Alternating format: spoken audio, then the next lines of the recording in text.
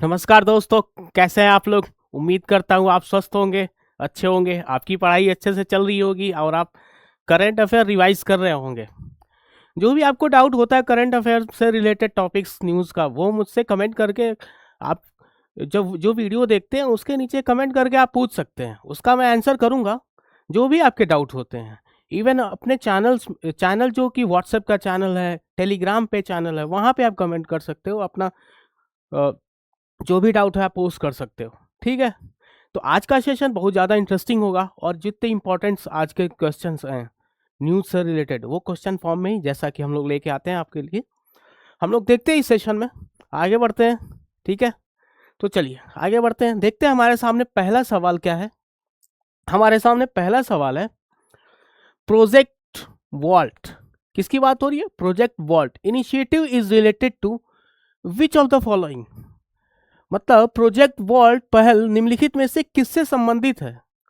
तो option A है रणनीतिक पेट्रोलियम भंडार की बात हो रही है, और ऑप्शन बी कह रहा है दुर्लभ मृदा एवं महत्वपूर्ण खनिजों की आपूर्ति सुनिश्चित करने की बात हो रही है।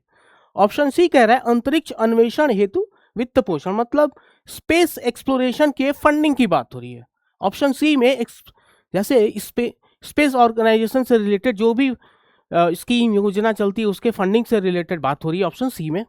और option D semiconductor export subsidy की बात कर रहा है कि अगर सेमीकंडक्टर है उसका एक्सपोर्ट होता है तो बहुत सारी गवर्नमेंट्स सब्सिडीज प्रोवाइड कराती हैं एक्सपोर्टर्स को, इंपोर्टर्स को, उससे रिलेटेड बात हो रही है हमारे ऑप्शन डी में। तो जैसे देखिए प्रोजेक्ट वॉल्ट, उसमें 4 ऑप्शन है ए बी सी डी। आप 5 सेकेंड का पॉज लीजिए, आंसर कमेंट करिए, देखते हैं कि इसका आंसर सही होता है, फिर मैं आपको बताता हूं। 5 सेकेंड की, बस 5 सेकेंड में अपना आंसर कमेंट करिए, ठीक है। देखिए घबराइए नहीं, आंसर कमेंट करेंगे, गलत होगा मैं हूं यहां पे बताऊंगा आपको, ठीक है।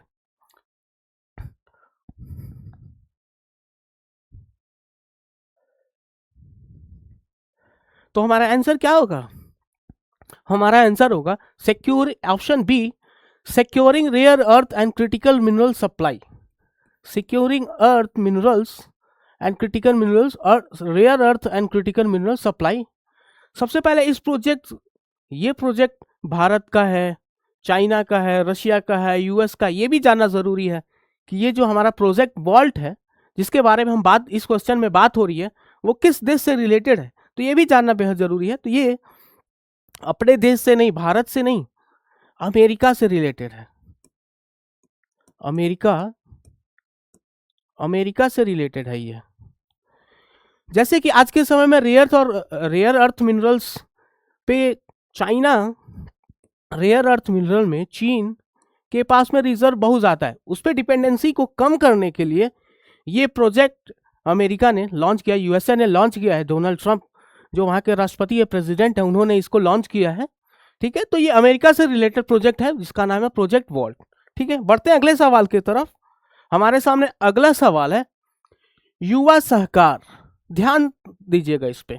Cooperative enterprise support and innovation scheme is implemented by which organisation.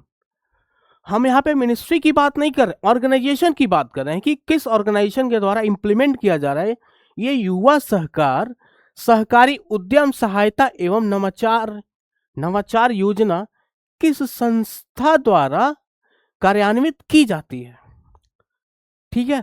ऐसे भी आपसे ऐसे एग्जाम में सवाल आता है, वहां से आपसे मिनिस्ट्री के बारे में पूछा जाता है, यहां तक कि पूछ लिया जाता है कि ये किस मंत्री ने, मतलब कि जो मंत्री होते हैं वही उसको लॉन्च करते हैं तो उनका नाम भी पूछ लेते हैं। उसके बाद से इस फॉर्म में भी आपके सामने आ सकता है कि किस ऑर्गेनाइजेशन के द्वारा उसको इंप्लीमेंट, किस संस्था के द्वारा उसको इंप्लीमेंट किया जाता है। तो हमारा पहला ऑप्शन है हमारे सामने national bank for agriculture and rural development, means NABARD की बात हो रही है। यहाँ पे किसकी बात हो रही है? नाबार्ड की बात हो रही है। और ऑप्शन बी कह रहा है national cooperative development corporation, means राष्ट्रीय सहकारी विकास निगम की बात हो रही है। किसमें? ऑप्शन बी में। यहां पे ब्लर हो रहा है, इधर से फोकस करने में प्रॉब्लम हो रही है। ऑप्शन सी है हमारे सामने small industry development bank of India, SIDBI, ठीक है। और ऑप्शन डी हमारे सामने मिनिस्ट्री ऑफ एमएसएमई। ठीक है, तो Yuva Sahakar cooperative enterprise support and innovation scheme is implemented by which organisation. Option A B C D आपके सामने है। आप 5 सेकंड का पॉज लीजिए, आंसर कमेंट करिए, उसके बाद से मैं बताता हूं आपको। युवा सहकार, यहाँ पे युवा जन की बात हो रही है, यंगस्टर्स की बात हो रही है, यंग इंटरप्रेन्योर की बात हो रही है। ठीक है, तो हमारा आंसर क्या होगा? हमारा आंसर होगा ऑप्शन बी, जो कि है नेशनल कोऑपरेटिव डेवलपमेंट कॉरपोरेशन, राष्ट्रीय सहकारी विकास निगम। ये हमारे जो सहकारिता मंत्रालय है, क्या सहकारिता मंत्रालय, उसके अंतर्गत आता है। सहकारिता मंत्रालय, उसके अंतर्गत ये स्कीम है जो युवा सहकार स्कीम, इसको इम्प्लीमेंट किया गया किसके द्वारा?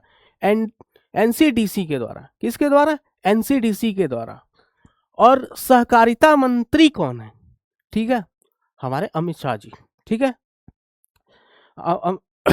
सहकारिता मंत्रालय किसके पास में है? अमित शाह, जो कि हमारे उनके पास में एक और मंत्रालय है, गृह मंत्रालय। ठीक है, तो कंफ्यूज नहीं होना है, ऐसे आपसे मंत्री का कई बार पूछ लेता है नाम। ठीक है, तो इसमें मेनली पर्पस क्या है? ठीक है, इसमें जो युवा उद्यमी है, युवा उद्यमी, उनको लॉन्ग टर्म, लंबे समय के लिए, लंबे अवधि जो कि 0 से 5 वर्ष तक उनको ऋण मुहैया कराया जाता है। ऋण मुहैया कराया जाता है जो कि नवाचार, मतलब इनोवेशन आइडियाज हो, उनके पास एंटरप्रेन्योरशिप हो, मतलब वो उद्यमिता को बढ़ावा देने वाले हैं और उद्यमिता के लिए उनके पास नए नए आइडियाज हो, नए नए तरीके सोचने की क्षमता हो, नए तरीके से, ताकि हमारे सामने जो भी आज के प्रॉब्लम्स हैं उनका सॉल्यूशन क्या है? एक नए आइडिया के द्वारा ही जितने भी आपके सामने प्रॉब्लम्स होते हैं उनका सॉल्यूशन होता है।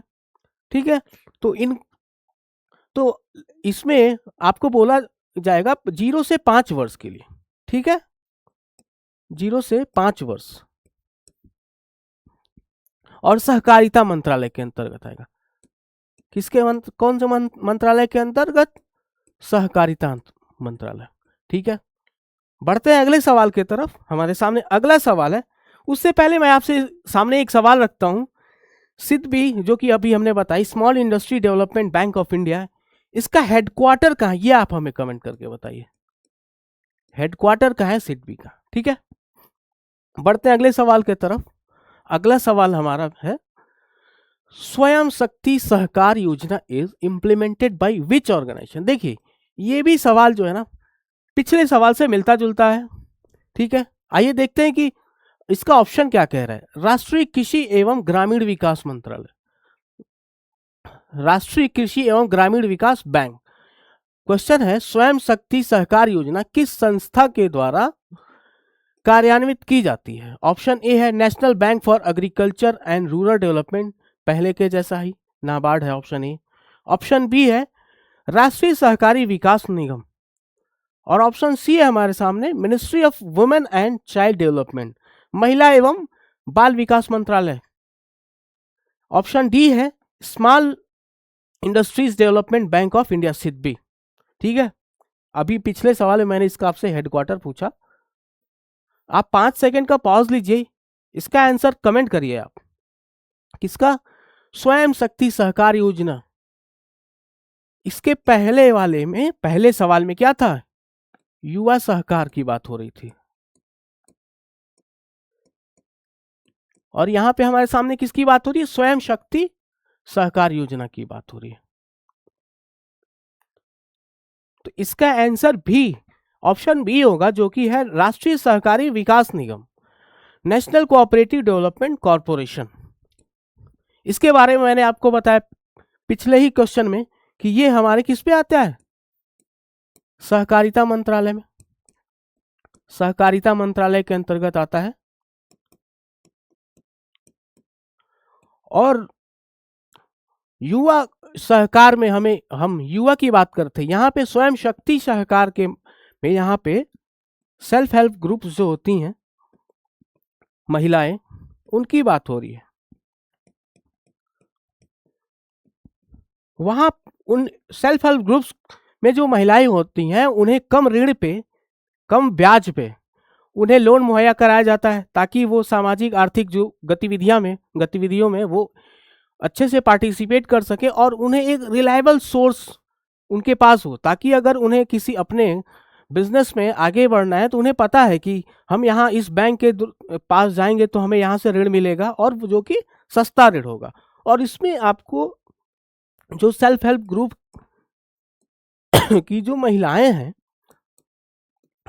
हैं उनको सब्सिडी सबवेंशन मिलेगा। मीन्स कि अगर 5% की सब्सिडी है तो वो समय पे अगर लोन चुकता करते हैं तो उन्हें 2% का उन्हें लोन का जो ब्याज दर है उसमें कमी देखने को मिलेगा। ठीक है, तो बेसिक जो डिफरेंस है युवा और महिला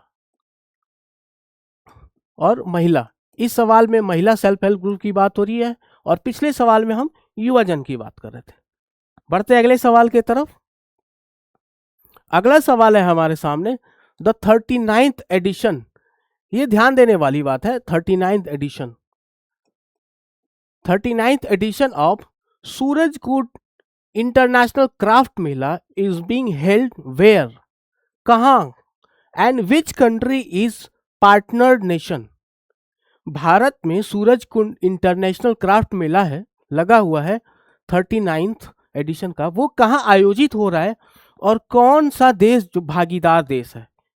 आपके सामने पहला ऑप्शन है कि वो जयपुर में हो रहा है और मोरक्को भागीदार देश है।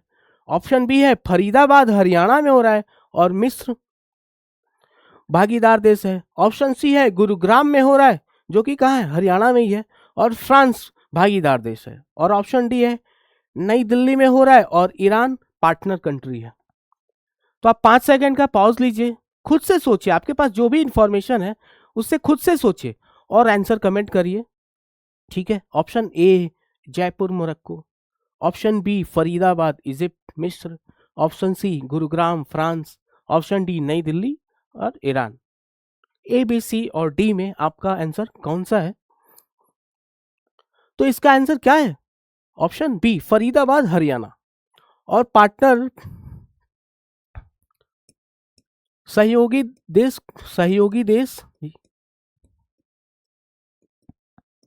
देश यहाँ पे हमारा है इजिप्ट, जो कि जिसे हम मिस्र के नाम से भी जानते हैं।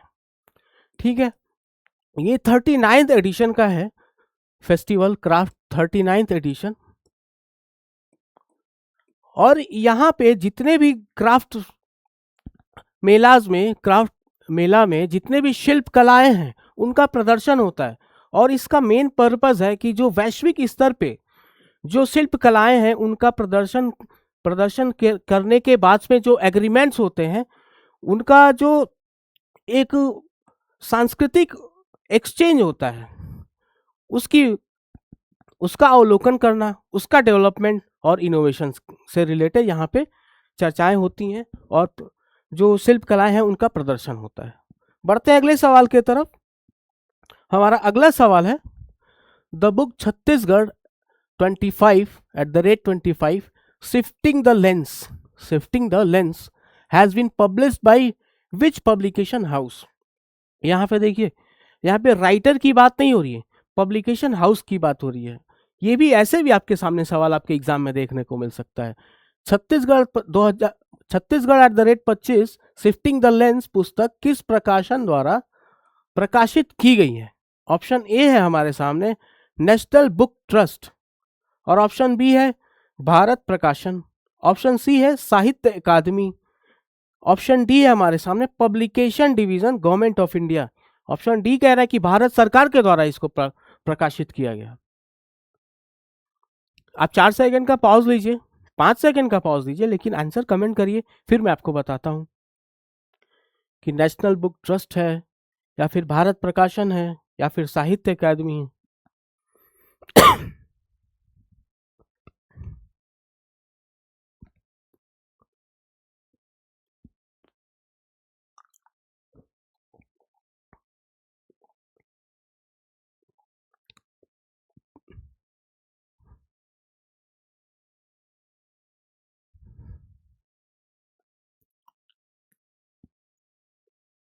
इसमें हमारा आंसर होगा ऑप्शन बी, भारत प्रकाशन। पब्लिकेशन हाउस जो इसको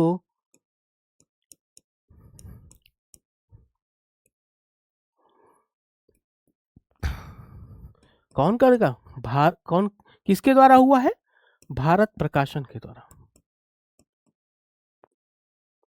भारत प्रकाशन। इसमें Chhattisgarh @25, Chhattisgarh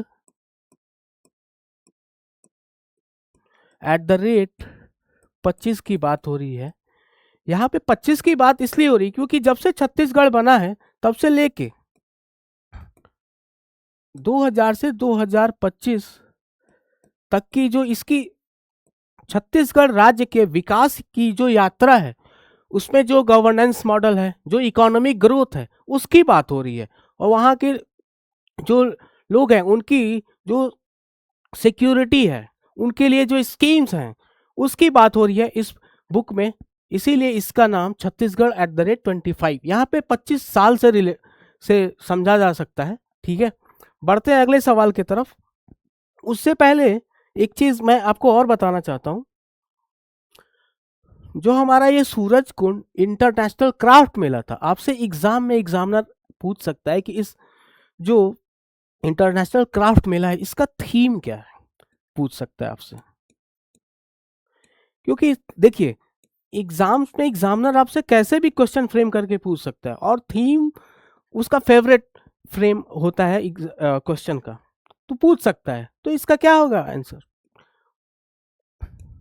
vocal to global, vocal to global.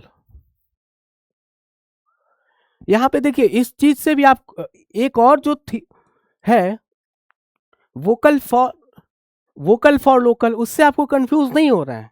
यहाँ का जो थीम है उस वो है वोकल टू ग्लोबल, और जो पहले हमारे देश में है, मोदी जी ने बोला कि वोकल फॉर लोकल की बात की, ताकि उसके भी रिलेटेड बातें करेंगे हम। एक संक्षेप में उसके बारे में बताते हैं कि अपने भारत देश में जितने भी एमएसएमई, छोटे उद्योग, मध्यम उद्योग से जितने भी प्रोडक्ट्स बनते हैं, उनके एक्सपोर्ट को बढ़ावा देने के लिए वोकल फॉर लोकल। उसके बाद से जो हमारी डिपेंडेंसी है वो हमारे यहाँ के जो उद्योग हैं उनके ऊपर वो हमारे उनके ऊपर हमारे जो भी हमारा सॉल्यूशन है, जो भी प्रोडक्ट्स बनते हैं उसको उसका इस्तेमाल करें, और अपने जो लोकल प्रोडक्ट्स हैं उन पे हम गर्व महसूस करें। इसके लिए मोदी जी ने बोला था vocal for local, vocal for local. लेकिन यहां थीम है वोकल टू ग्लोबल। ठीक है, हमारे सामने अगला सवाल है, union home minister and minister of cooperation, जैसा कि मैंने अभी बताया आपको, Shri Amit Shah ji chaired a security review meeting on left wing extremism at which place. यहाँ ये लोकेशन बेस्ड सवाल है, जैसा कि आपके एग्जाम में आता है, देखने को मिलता है लोकेशन बेस्ड सवाल। तो आंसर ए है रांची झारखंड में, जो झारखंड की राजधानी है, रायपुर छत्तीसगढ़, भुवनेश्वर ओडिशा, ऑप्शन डी है हैदराबाद तेलंगाना। आप 2 सेकंड का पॉज लीजिए, इससे ज्यादा समय नहीं दूंगा मैं आपको। ठीक है, तो इसका आंसर क्या होगा, रायपुर छत्तीसगढ़, ऑप्शन बी। क्या है ऑप्शन बी छत्तीसगढ़ में, छत्तीसगढ़ जो कि वामपंथी विचारधारा से, वामपंथी विचारधारा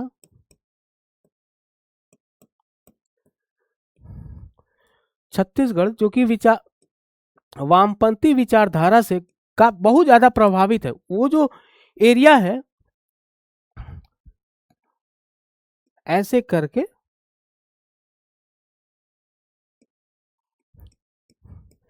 साउथ छत्तीसगढ़ में जो बस्तर वाला एरिया है, वहां पे काफी ज्यादा वामपंथी विचारधारा के लोग वहां पे हैं। और धीरे धीरे इनकी संख्या वर्ष दर वर्ष कम होती जा रही है, और एक ऐसा दिन आएगा जो इस विचारधारा के जो भी उग्रवादी हैं वो खत्म हो जाएंगे अपने देश से। ये अभी प्रेजेंट में छत्तीसगढ़ का जो निचली हिस्सा है वहां पे काफी उनकी संख्या ज्यादा है अब अभी के समय में। और इनका इस विचारधारा का मेन रीजन जो कारण है वो डेवलपमेंट से रिलेटेड है ही नहीं।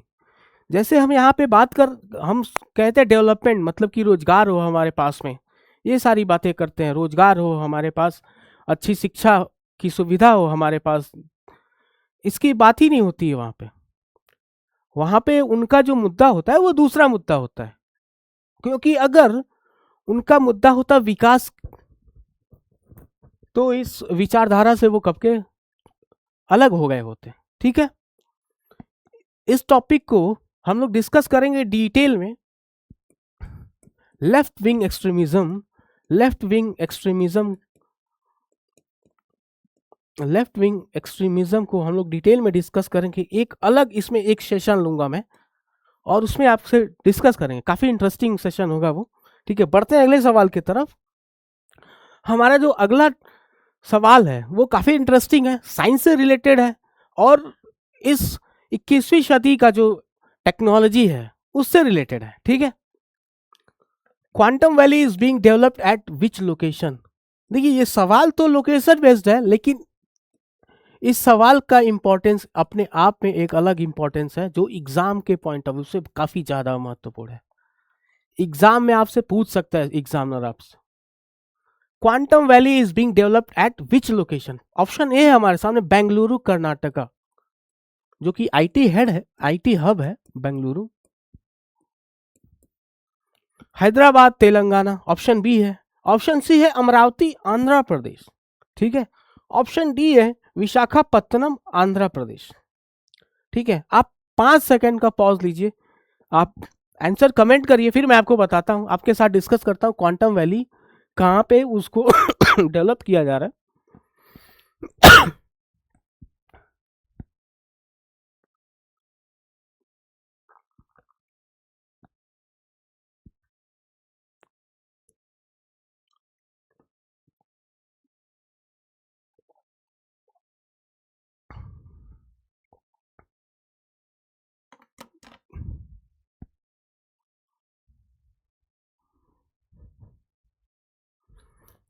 इसका आंसर क्या होगा? Option C Amravati Andhra Pradesh. Quantum valley जो कि अमरावती आंध्र प्रदेश में है, वहां पे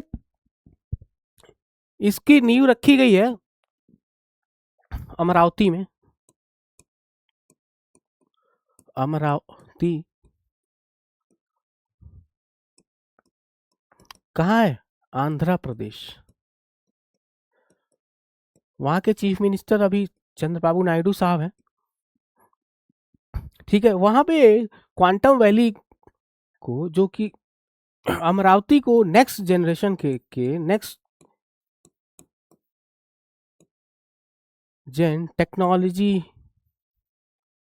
हब के रूप में विकसित करने के लिए इसका फाउंडेशन किया गया है। उच्च तकनीक research and development, research and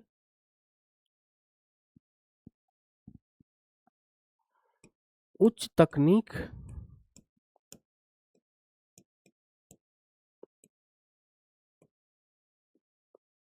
research and development वहां पे काफी डिटेल में होगा आने वाले टेक्नोलॉजी के लिए। और जो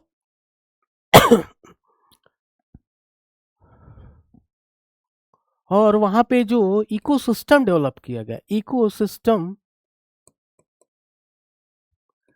डेवलप किया गया है इनोवेशन, न्यू टेक्नोलॉजी के इनोवेशन के लिए जो वहां पे इकोसिस्टम डेवलप किया गया है, और इस क्षेत्र को एक नेक्स्ट जनरेशन की जो टेक्नोलॉजी, आने वाले समय में जो टेक्नोलॉजी, उसका हब बनाने के पर्पज से, ताकि आने वाले जो भी इनोवेशन है वहां पे इजीली हो और उनके पास पे जो भी इंफ्रास्ट्रक्चर उसके लिए रिक्वायर्ड होंगे वो उनको इजीली मुहैया कराया जाए।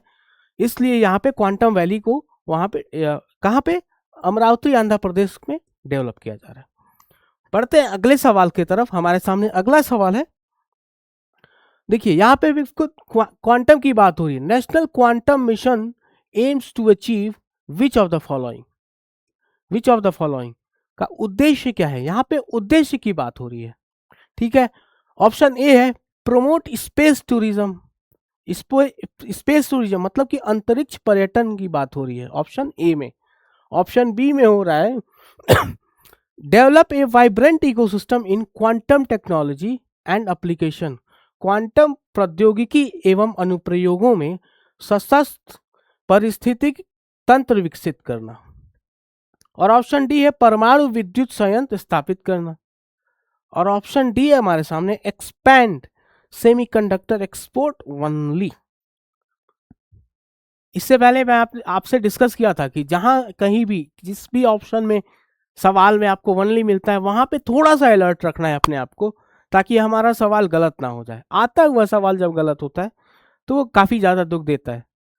तो जहां आपको ओनली दिखे ऑप्शन में, क्वेश्चन में, थोड़े समय के लिए थोड़ा सा अलर्टनेस दिखाइए और उसके बाद से वो सवाल आपसे हो जाएगा। ठीक है, तो आप कमेंट करिए option A promote space tourism की बात हो रही है इसमें, promote B, option B develop vibrant ecosystem in quantum technology and application, या फिर option C establish a nuclear power plant की बात हो रही है, या फिर option D expand semiconductor export only. काफी ध्यान से ऑब्जर्व करिए, ठीक है, और कमेंट करिए आप आंसर। ऑप्शन को कमेंट करिए, गलत होता है तो होने दीजिए ना, क्या बात, गलत होगा हो जाए, कोई दिक्कत वाली बात नहीं। इसके बाद से ये मैं आप जान जाएंगे, उसके बाद से गलत होगा वो दिक्कत वाली बात है, उससे आपका नुकसान होगा। क्योंकि अगर जानने के बाद में भी आप गलत करते हो तो एग्जाम में भी आप गलत कर सकते हो, चांसेस होंगे वहां पे, तो ऐसा नहीं होना चाहिए और नहीं होगा। आपके आने वाले समय में आपके सामने क्वेश्चन भी तो आएंगे, मैं रखूंगा आपके सामने एक टेस्ट क्विज, और अपने YouTube चैनल पे पोस्ट वाले सेक्शन में आप जाएंगे तो वहां पे बहुत सारे सवाल मिलेंगे आपको करंट बेस्ड।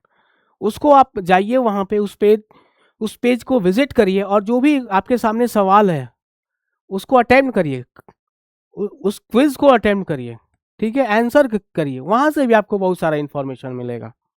ठीक है,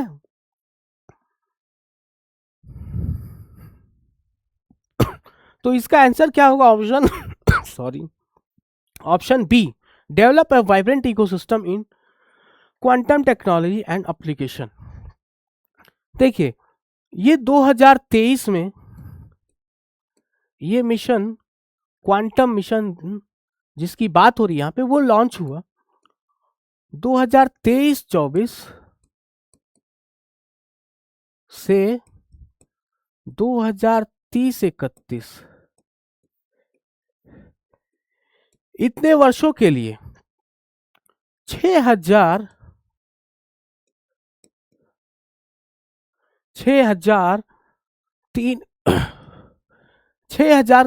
करोड़ से ज्यादा की धनराशि,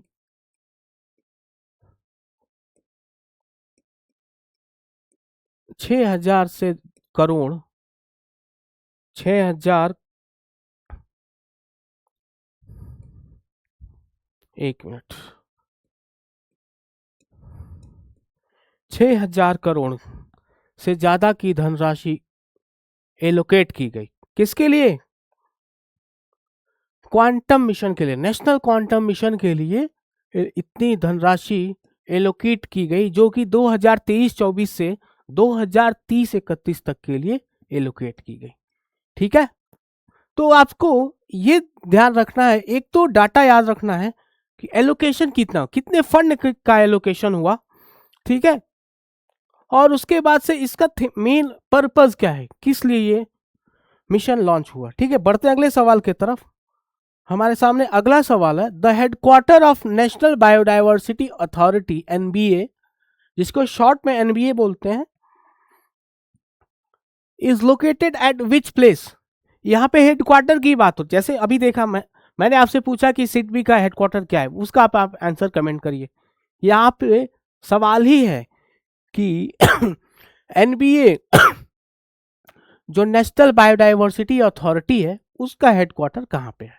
ऑप्शन ए है नई दिल्ली, ऑप्शन बी है देहरादून जो कि उत्तराखंड में, ऑप्शन सी हमारे सामने Chennai Tamil Nadu, option D Bhopal Madhya Pradesh. Examiner आपसे ऐसे पूछ सकता है कि किस राज्य में है इसका हेडक्वार्टर, ठीक है। तो दोनों तरीके से आपको ध्यान में रखना है। हेडक्वार्टर जब आपको पता रहेगा तो वो आपसे डिस्ट्रिक्ट पूछे, सिटी पूछे या फिर राज्य का नाम पूछे, आप आंसर जो है सही करेंगे, ठीक है। तो आप 5 सेकंड का पॉज लीजिए और आंसर कमेंट करिए, ठीक है। फिर मैं आपको बताता हूं सॉरी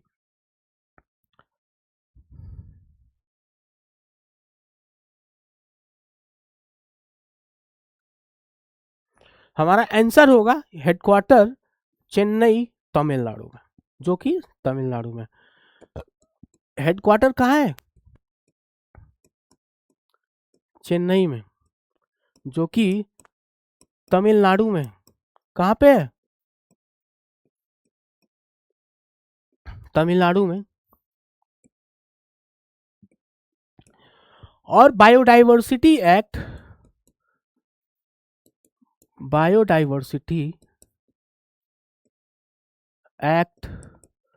2002 के अंतर्गत इस अथॉरिटी को एस्टैब्लिश किया गया। कब? 2003 में। एक्ट कब आया?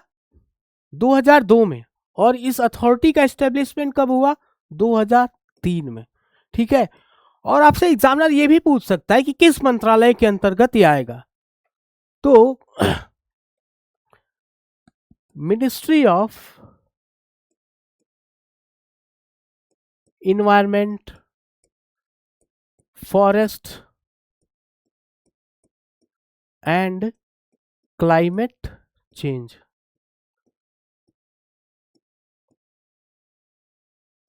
इसको आप, इस मंत्रालय को आप ध्यान रखेंगे, जिसको क्या बोलते हैं? Ministry of environment, forest and climate change, ठीक है। पर्यावरण मंत्रालय पर्यावरण, वन एवं जलवायु परिवर्तन मंत्रालय, ठीक है। बढ़ते हैं अगले सवाल की तरफ। हमारे सामने अगला सवाल है, Bastar Pandum festival is being organised at which place. देखिए लोकेशन बेस्ड सवाल है, इसको ध्यान देना है थोड़ा। आपसे सिटी में जल्दी जल्दी करेंगे तो आपसे थोड़ा सा मिस्टेक होगा और आंसर गलत हो जाएगा और सवाल निगेटिव मार्क में चला जाएगा, ठीक है।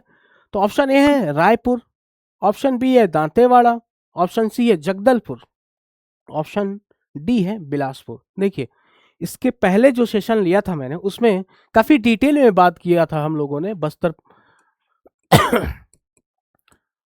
बस्तर पंडुम से रिलेटेड। जो इनॉग्रेशन सेरेमनी हुई थी, उसको इनॉग्रेशन सेरेमनी में कौन आया था? महामहिम राष्ट्रपति द्रौपदी मुर्मू जी ने उसको अटेंड किया था। और वहां पे जो वहां के ट्राइबल्स हैं, उनसे काफी ज्यादा वो रिलेटेड इस महोत्सव को उस महोत्सव का जो आयोजन हुआ वो कहाँ हुआ? ये तो सवाल में हमने पूछा, तो आंसर क्या होगा हमारा? Option C Jagdalpur. कहाँ पे? जगदलपुर, जो कि कहाँ है? छत्तीसगढ़ में। कहाँ पे है? छत्तीसगढ़ में। देखिए इनॉग्रेशन हुआ तो महामहिम राष्ट्रपति जी आई थी, और इसका जो सेरेमनी हुआ, समापन,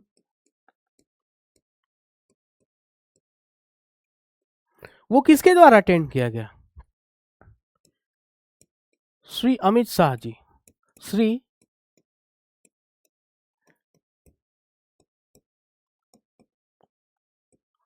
जो कि कौन है?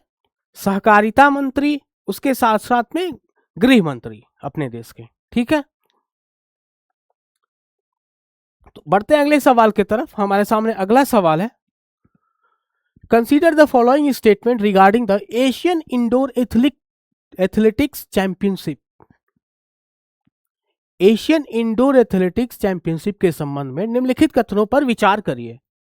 हमारे सामने पहला स्टेटमेंट है, एशियन इंडोर एथलेटिक्स चैंपियनशिप का आयोजन तियानजिन चीन में हुआ। ठीक है, इसको ध्यान रखना है आपको, चीन में हुआ। ऑप्शन जो हमारे सामने स्टेटमेंट 2 है, भारत ने 5 पदक जीते और कुल पदक तालिका में छठा स्थान रहा। कौन सा छठा स्थान, ये डाटा है, इसको आपको ध्यान से पढ़ना है। तेजस्विन शंकर ने स्वर्ण पदक जीता, किसमें, जो यहाँ पे बात हो रही है एशियन इंडोर एथलेटिक्स चैंपियनशिप में, जो कि 2026 में हुआ। ठीक है, तो आपके सामने ऑप्शन है which statement given above are correct, यहाँ पे कौन सा कथन जो आपके सामने है सत्य है। ठीक है, सत्य असत्य, इन बातों को काफी ध्यान देना है आपको। एग्जामिनर आपसे पूछ सकते हैं असत्य बताइए, तो अगर आपने ध्यान से नहीं पढ़ा तो आपका सवाल का जो आंसर होगा वो गलत हो जाएगा। आता हुआ सवाल गलत होता है जब ना, तो काफी दुखदायी होता है। तो ऑप्शन ए कह रहा है हमारे सामने 1 एंड 2, ऑप्शन बी कह रहा है 2 एंड 3, ऑप्शन सी कह रहा है 1 एंड 3, और ऑप्शन डी कह रहा है कि तीनों 1, 2 एंड 3। ठीक है, तो देखिए जो इसका आयोजन हुआ इंडोर एथलेटिक्स चैंपियनशिप का, इसका आयोजन चीन में हुआ, चीन 2026 में। और जो जगह की बात हो रही है तियानजिन, कहां पे, तियानजिन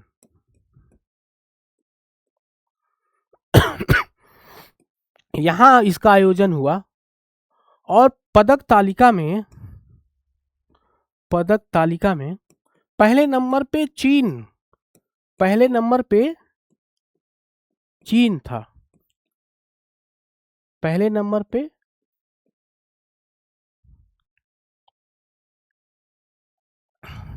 पदक तालिका में फर्स्ट नंबर पे कौन है, चीन। और भारत 5 पदक के साथ में छठे नंबर पे है। ठीक है, और जो ये तेजस्वी शंकर जी हैं, इनका फोटो है, ये एकमात्र ऐसे खिलाड़ी हैं जिन्हें गोल्ड प्राप्त हुआ, स्वर्ण पदक इन्हें मिला। ठीक है, तो इस तरीके से हमारा ऑप्शन डी 1, 2 एंड 3 तीनों स्टेटमेंट सही हुआ। ठीक है, ध्यान रखना इसको कहां पे हुआ, चीन में हुआ। अगला सवाल है हमारे सामने, Asian rifle oblique pistol championship 2026 event was held at which place, which location, कहां पे हुआ, एशियन राइफल पिस्टल चैंपियनशिप 2026 का आयोजन कहां हुआ। ठीक है, ऑप्शन ए है भोपाल, ऑप्शन बी है जयपुर में, ऑप्शन सी है नई दिल्ली में, या फिर देहरादून में, और जो कि ऑप्शन डी है। ठीक है, तो आप 5 सेकंड का पॉज लीजिए और आंसर कमेंट करिए। मैं देखता हूं कितने लोग कमेंट कर रहे हैं आंसर। ठीक है, आप आंसर जब कमेंट करते हैं ना तो ये नहीं सोचा करिए, मैं बार बार आपसे कहता हूं कि गलत होगा होने दीजिए, कोई बात नहीं है। अगर एग्जाम हॉल में गलत होने से अच्छा है ना यहाँ पे गलत हो जाए, क्योंकि यहाँ पे चांसेस हैं। वही जैसे छोटे बच्चों को पेंसिल क्यों दी जाती है, छोटे बच्चों को पेंसिल इसीलिए दिया जाता है कि अगर वो लिखे उनसे गलत हो तो रबड़ से मिटा ले, और उनसे गलत, क्योंकि गलती बार बार होगी, वो मिटाएंगे फिर सही करेंगे, ऐसे करते करते प्रैक्टिस होते होते वो एक बार ऐसा होगा कि वो सही लिखना स्टार्ट कर देंगे एक बार में। तो जैसे LKG से उनको पेंसिल दिया जाता है, फिर वो 4th 5th में आने के बाद में वो पेन यूज करना स्टार्ट करते हैं। तो इसके पीछे भी यही मकसद है कि अगर वो पेंसिल यूज करते हुए गलती करते हैं तो वो सही करें मिटा के, लेकिन जब पेन यूज करेंगे तो गलती करने के बाद में चांसेस कम हो जाते हैं। वैसे ही अगर आप यहाँ पे कमेंट करते हैं आंसर गलत होता है तो यहाँ पे आपके पास चांस है उसको सही करने का, लेकिन एग्जाम हॉल में अगर आपसे क्वेश्चन गलत होता है तो वहाँ पे आपके सामने ऑप्शन नहीं होता है। तो इस बात को ध्यान रखिए और आंसर कमेंट करिए करिए। आपसे आपसे होता है, आपको आता है, इसकी टेंशन नहीं लीजिए। ठीक है, तो आंसर हमारा क्या होगा, इसका आंसर होगा ऑप्शन सी, नई दिल्ली। ठीक है, बढ़ते हैं अगले सवाल की तरफ। अगला सवाल है हमारे सामने, the open master game 2026 will be held at which location, कहां पे ओपन मास्टर गेम्स 2026 का आयोजन किया जाएगा।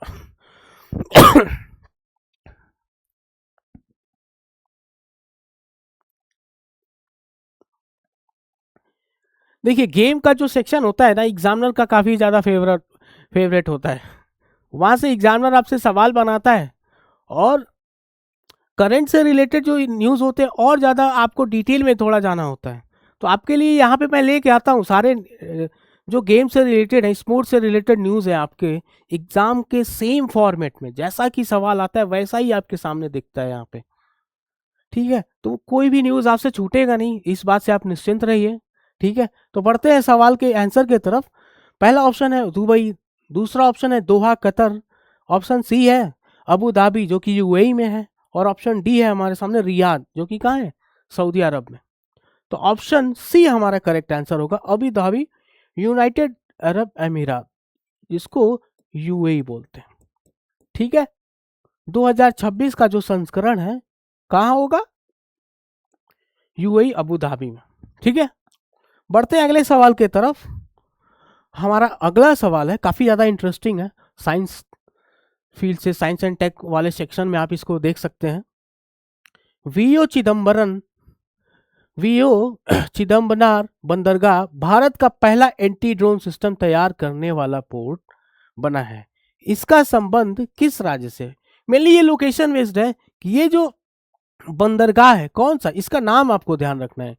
वीओ चिदम्बरनार, चिदम्बरर, चिदम्बरनार, ये किस राज्य से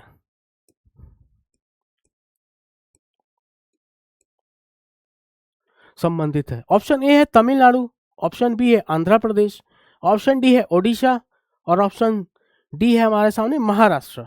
ठीक है, आप 5 सेकंड का पॉज लीजिए, आंसर कमेंट करिए। जो करंट अफेयर के न्यूज होते हैं वो काफी ज्यादा इंपॉर्टेंट होते हैं, क्योंकि वो जो स्टैटिक वाले पोर्शन से, इस हमें तो लगता है कि ये जो हमारा करंट अफेयर का जो टॉपिक है, जो न्यूज आ रहा है, वो तो करंट का है, नहीं, उसके साथ में कहीं ना कहीं स्टैटिक भी का पोर्शन भी आपका ऐड होता है। तो आप जब भी पढ़ेंगे करंट अफेयर का, उससे कोरिलेट करेंगे। अगर जैसे कोई साइट आपने पढ़ा, ठीक है, कि एक्सकवेशन हुआ, कहीं आपको साइट मिलता है, वो बुद्धिज्म से रिलेटेड हो गया, या फिर किसी इंडस वैली सिविलाइजेशन से रिलेटेड हो गया, तो इसका मतलब ये है कि आपको वहां से इंडस वैली सिविलाइजेशन से रिलेटेड सवाल भी पूछे जा सकते हैं आपसे, बुद्धिज्म से रिलेटेड सवाल पूछे जा सकते हैं, उनका जो काउंसिल हुआ, मतलब कि बुद्धिज्म से अगर रिलेटेड है तो बुद्धिज्म का जो स्टैटिक पोर्शन है वहां से आपसे सवाल पूछा जा सकता है। तो इस तरीके से करंट और स्टैटिक को एक दूसरे से इंटरलिंक करके पढ़ना पड़ेगा, तब हमारा जो ये सिलेबस है स्टैटिक और करंट दोनों एक साथ में कंप्लीट होगा। ठीक है, तो ये कि आप स्ट्रैटेजी रखिए, करंट प्लस जो करंट है, करंट प्लस स्टैटिक इंटरलिंक करके पढ़ा करिए।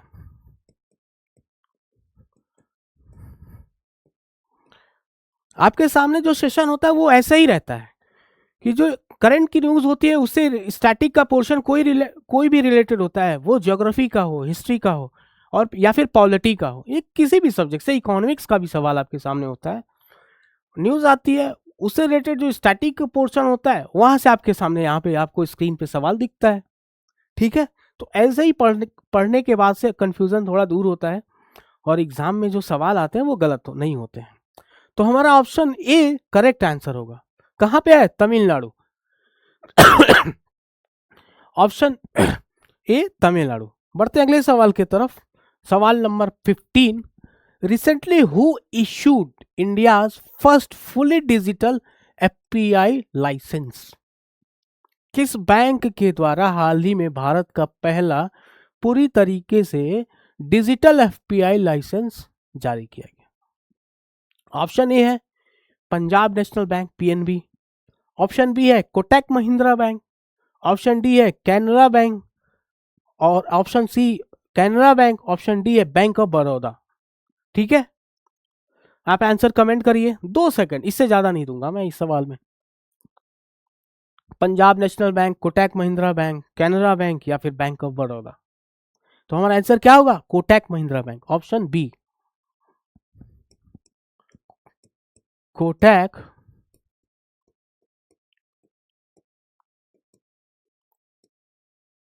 महिंद्रा बैंक। जैसे कई के आप लोगों के दिमाग में आ रहा हो कि सर ये एफपीआई क्या है, ठीक है। फॉरेन पोर्टफोलियो इन्वेस्टमेंट इसका फुल फॉर्म है, फॉरेन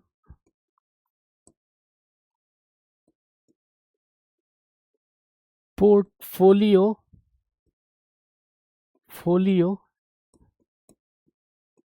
इन्वेस्टमेंट।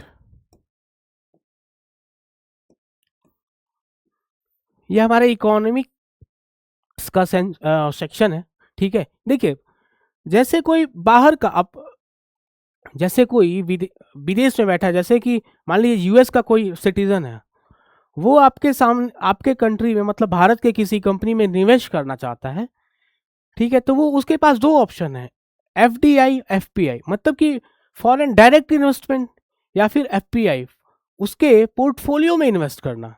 तो दो कैटेगराइज किया गया है कि अगर जो उसका इन्वेस्टमेंट का जो धनराशि है वो जो टोटल कॉस्ट है उसके 10% से नीचे है, ठीक है, तो वो ग्रुप ऑफ पीपल्स हो सकते हैं, मतलब कि कई लोग मिलकर अगर इन्वेस्ट करते हैं या फिर एक इंडिविजुअल इन्वेस्ट करता है, तो अगर 10% से कम है तो वो किस में आएगा, एफपीआई में, एफपीआई, ठीक है। और अगर और इसके जो साधन है एफपीआई के, कई साधन है, उन साधनों का यूज करके वो इन्वेस्टमेंट कर सकता है, ठीक है। और जो दूसरा है एफडीआई, फॉरेन डायरेक्ट इन्वेस्टमेंट, वो जब उनके इस इन्वेस्टमेंट का जो धन है, जो फंड है, वो 10% या उससे ज़्यादा होता है, तो वो आप ऑटोमेटिक अपने आप एफडीआई में कन्वर्ट हो जाता है, जो रूल रेगुलेशन है उनके उसके मुताबिक, ठीक है। तो अगर फंड लेस देन 10% है, अगर फंड लेस देन 10% है तो वो होगा एफपीआई, लेस देन 10। अगर ग्रेटर देन